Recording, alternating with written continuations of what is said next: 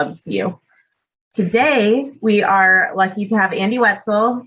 He's with an attorney with McNeese Wheeler, and he is here to talk to us today about everything going on with the rental industry, being a landlord, and all the things that have been kind of recently happening with laws, what it means to be a landlord. And it's great information for you guys to have for your agent or for as an agent for your clients, whether they're looking to purchase a rental property, whether they have investment properties, just to really be able to direct them and have a good contact here for them to reach out to if they do have legal questions. So Andy, if you could just give us an update on everything you've been seeing and dealing with lately. If anyone has questions, please add them into the chat and we'll do some as we can throughout the presentation. And then if you want at the end of the meeting, you can unmute yourself, ask a question, just straightforward. Yeah, thanks, Andy. Yeah, thanks for having me. So there was kind of an overhaul, if you will, of the Landlord-Tenant Act recently this year. It was in conjunction with the eviction prohibition that was implemented by Governor Inslee. And then during that time, the legislature just released these new laws, which became effective in May of this year. And they do actually alter a lot of the processes that a landlord can go through when they're having trouble with the tenant. And then when it comes to actually buying and selling real estate, if any of those properties are investment properties or complex or multi-unit properties where there are current renters in, this will affect any of the buyers and even the sellers too. So I just wanted to come by and touch on those new laws and answer any questions about them, just so you are all aware in case you represent a seller or buyer of these multi-unit or any type of investment property with renters. The first thing is, and the major thing is, previously, if there was a month-to-month tenancy, either the landlord or the tenant could terminate the tenancy with giving 20 days notice to the other party. So it didn't matter if you're the landlord. If you wanted your tenant out on a month-to-month, you just had to provide them 20 days before the beginning of the next month, essentially. The new laws, the landlord does not have that ability any longer. The landlord can no longer just decide for no reason that they would like to end a month-to-month tenancy by giving 20 days notice. Now, the tenant still has that right, but the landlord can only have give the tenant notice of termination if there's for cause. So obviously failure to pay rent, but in a second I'll get into some of the issues with the failure to pay rent reasoning behind removing a tenant. If they're committing nuisance or waste, those are obviously reasons that you could get them out of there. If they're doing anything unlawful, those are basically for cause, and there's a list of them in the statute, which I can provide to anyone who needs it. But the way that affects purchasing investment properties is you can no longer just buy the property and then wait for the next month and give the tenant 20 days notice. So unless they're behind on their rent or they've done something illegal or materially breached their lease, you can't just get them out. Another thing to consider is even in fixed term tenancies, which most tenancies start at least usually for a year, and then they become month to month potentially based on the agreement, or that's how it was before. Now it automatically goes to month.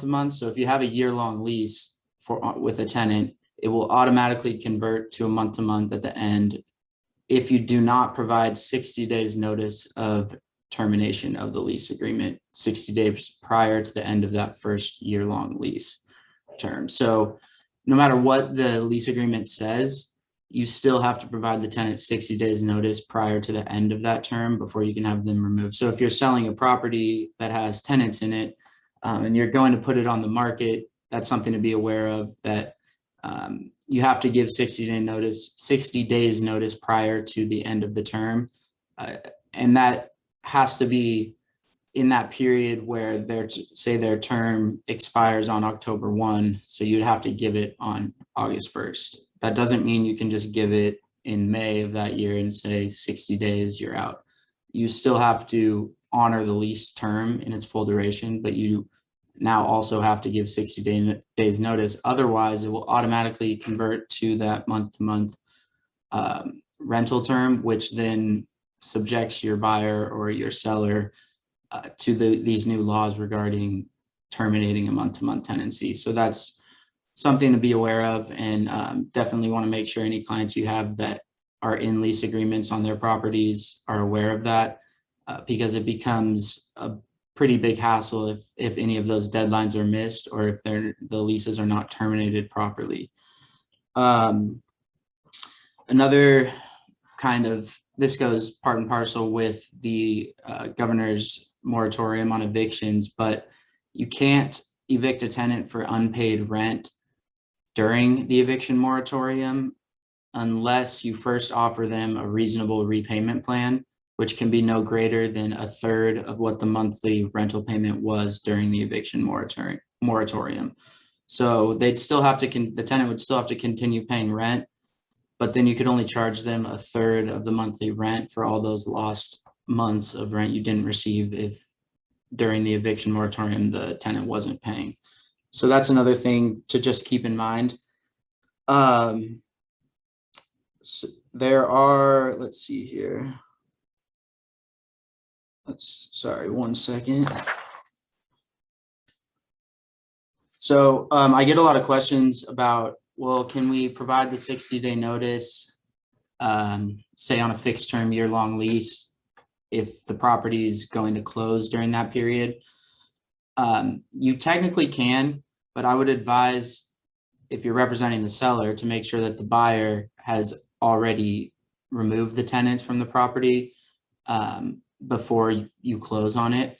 It just makes it a lot easier, because the way the courts have been construing these new laws makes it so that it has to be strictly complied with, and they read that to say that a new landlord, by changing hands, you then have to reissue a notice.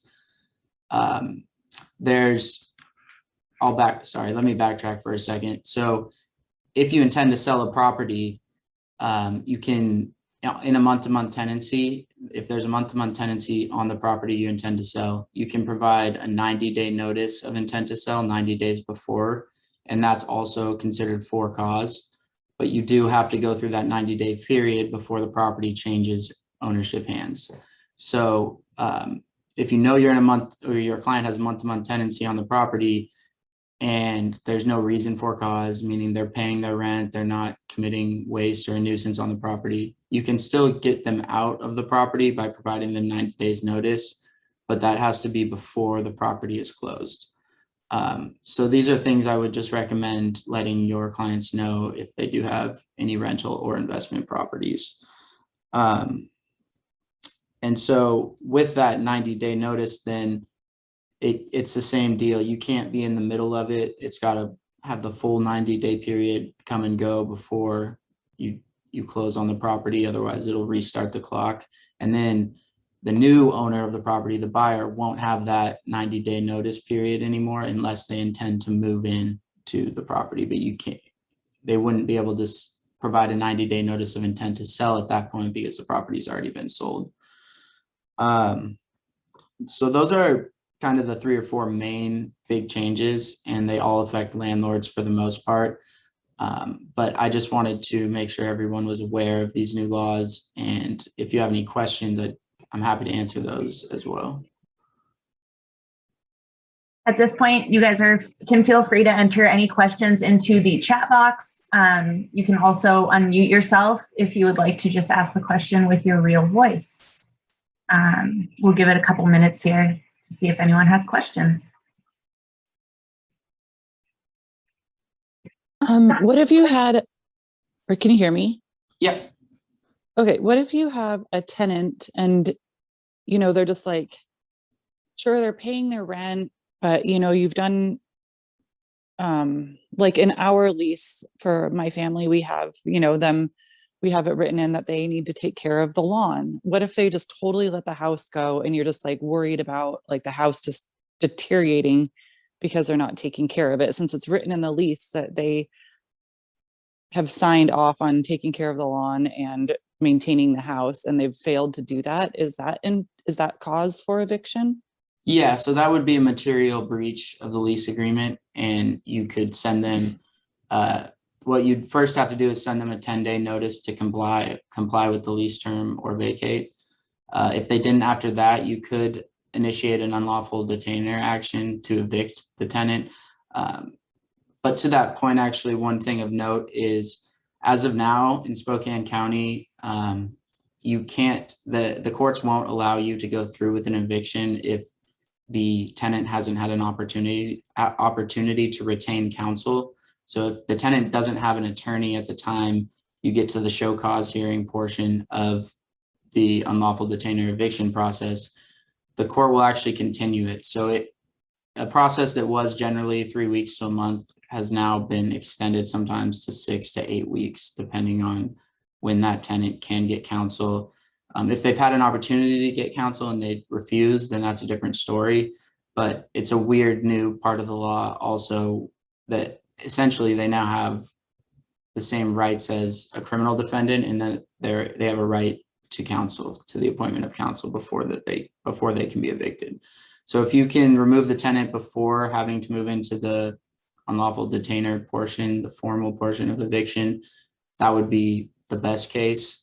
It's still possible, obviously, to evict a tenant through an unlawful detainer action, but it is significantly more difficult, especially right now. Thank you. And I had a question come to me directly for you, Andy.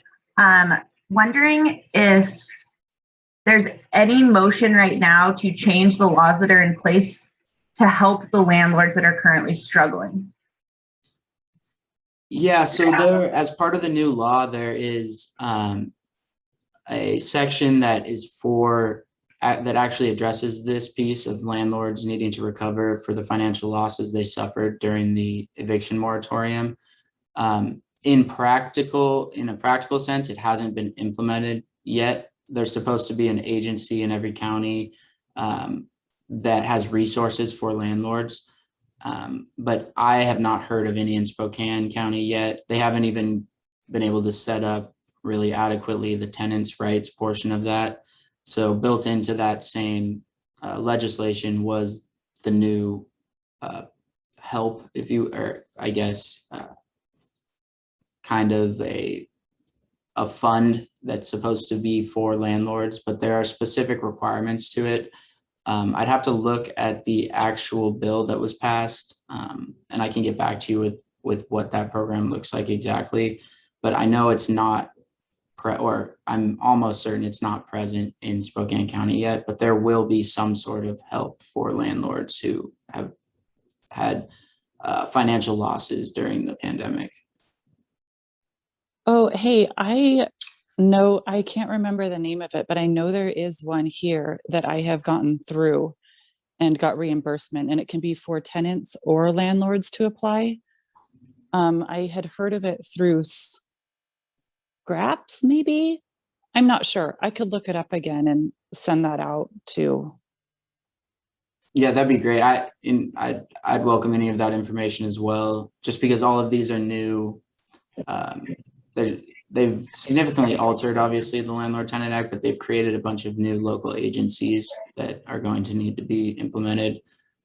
Yeah, because we just got a check written probably about 2 weeks ago that helped assist with that, with the landlords. Okay, that's great. Yeah, and so that's what the program is designed to do. I'm not sure if it's a portion or a percentage or how they determine that, but it sounds like they are starting to actively help landlords, so that's great to hear. Yeah. And if anyone does have resources that they've seen used that were successful, or things that you've seen out there, if you want to share those links with me, just send it to emma.reeves@windermere.com. I do a follow-up email with the recording of this meeting, and I can include all of those links for you guys so that everyone has that information. Jim Greenup asking a question. Who was the gal that referenced the agency that she worked with? Who was it that was speaking? I believe that was Amber. Amber. Yes, Yeah. Amber. Okay, Yeah. okay. Okay. And then Dale was wondering, Andy, could you recap the 3 to 4 timelines just to make sure that they have that clear? Yeah, so I'll start with month-to-month tenancies. So in a month, if there is a month-to-month tenancy, which again, it will automatically become if the year-long tenancy isn't provided 60 days notice of termination. The tenant now is the only party that can terminate the tenancy with 20 days notice. The landlord has to have cause to do that.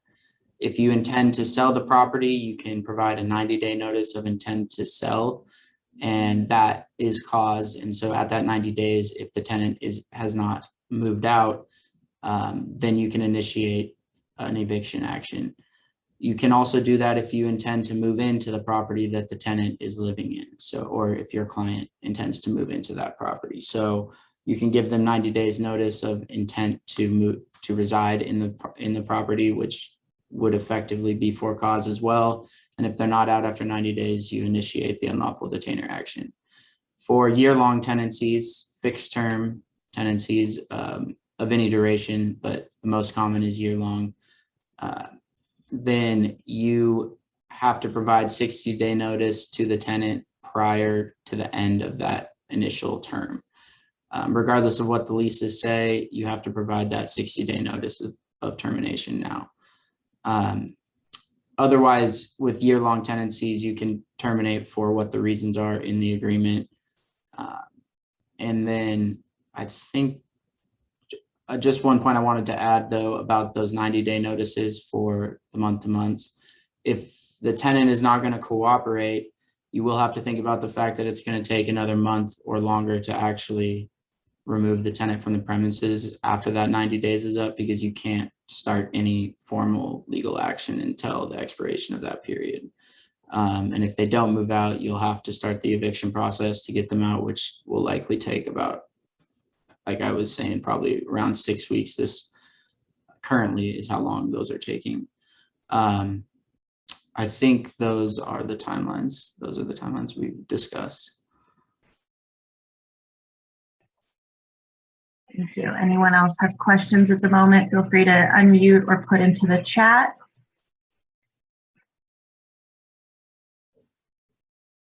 Okay, I'll kind of chat for a second while if you guys have any questions, feel free to interrupt. Like I said, I'll send out an email after the fact with the recording for this email. I'll also include Andy's contact information in case you guys come up with any questions that you have after the meeting. Oh, looks like we have one message or one question coming in real quick before we wrap things up on this side. Wondering if you have been seeing an uptick in people trying to get out of the rental market industry since these laws have come into place. So have you had a lot of clients coming to you wanting to get out of there? I actually haven't had, I don't think anyone who's just been like, I'm done with the rental market, but I have had a lot of landlord clients who are having quite a few issues, wanting to sell the property, not realizing that the law has been in effect now. So then the tenancy automatically becomes month to month, and then the tenant starts, not paying all the way through, and then it's just a hassle, or not paying the total amount that they should pay, or not repaying what they didn't have to pay during the eviction moratorium. And it just gets extremely messy and complicated in how you can move forward to get that tenant removed. So I wouldn't be surprised at all if in the next 6 months to a year, that trend does increase of people leaving the rental market as landlords. Yeah. Okay. Once again, if anyone has questions, feel free to put them in the chat. This is kind of a last call here. We're going to switch gears and look at one premier property that we have that's currently listed by Lisa. Anyone have anything else before we let Andy go? Okay. Once again, send an email, reach out if you have any questions that you think of after the fact. But thank you, Andy. We really appreciate you joining us today and giving us that information. We wish you luck and hope that everyone was able to take away some good points from today's talk. Yeah, thank you very much for having me, and I'm happy to answer any follow-up questions like you said, so you can just shoot me an email. But have a great rest of your day, everyone, and I appreciate it again. Thank you. Thank you, Andy. Okay, and Lisa, if you want to unmute yourself and put on your video, I'll share my screen with your current listing in Post Falls that looks beautiful, and you can feel free to share your info on it. Okay. Okay, Can you I'll share hear my me screen now? now. Yes, we can hear you. Okay. And sharing the screen. Let me make it nice and big for you. Okay. Okay, are you able to see your listing, Lisa? Yep. Okay, great. I will mute myself and let you start telling us all about it. Okay. All right. So this house is located in Post Falls on the Highlands Golf Course. It is right on the golf course. As you can see there, it has a huge RV garage to one side. That is actually 54 feet long. And that door is a 12-foot high door.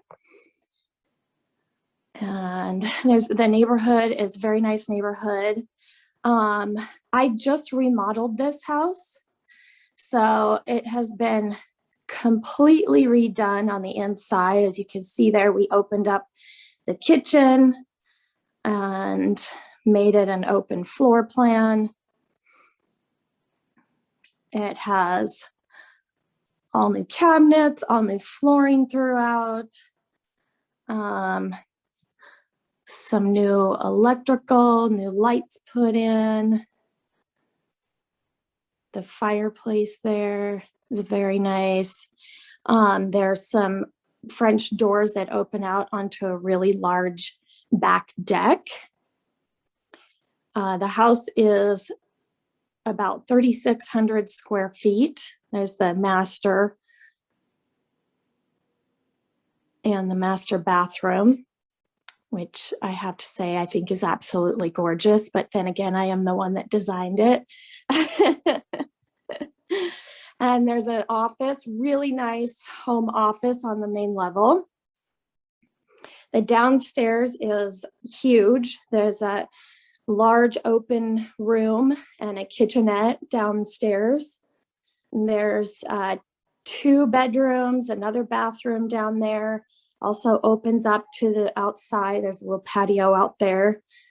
And there's lots of storage too. There's 2 large storage rooms downstairs.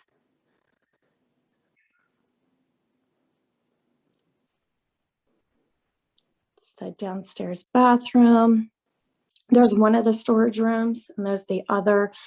Brand new furnace, brand new oversized hot water heater.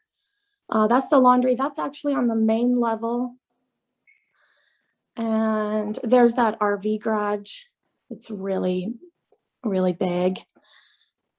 There's also a water hookup in there. And there's the outside patio. Anyway, very nice, quiet, peaceful location right on the golf course. There's a railing isn't up yet, but that's just being finished and will be installed in a couple of days. And that's it. It's listed for, oh, there's new garage doors going in. Those are on back order.